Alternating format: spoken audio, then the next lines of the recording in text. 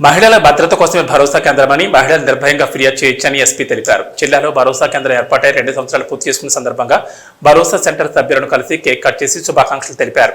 అలాగే భరోసా సెంటర్ సభ్యులను వివరాలు అడిగి తెలుసుకుని రిజిస్టర్ తనిఖీ చేశారు.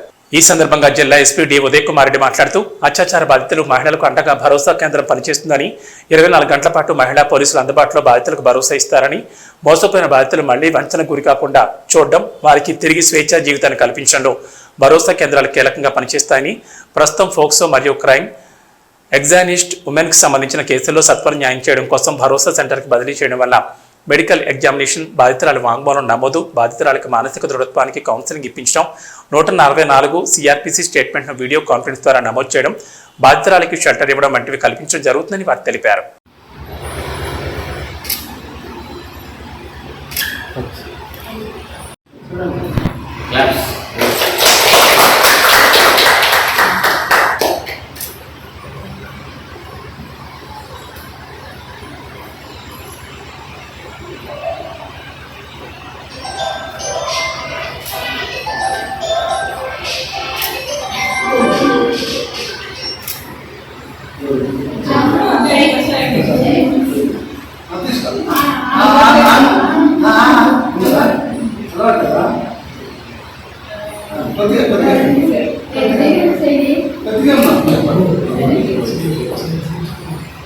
Because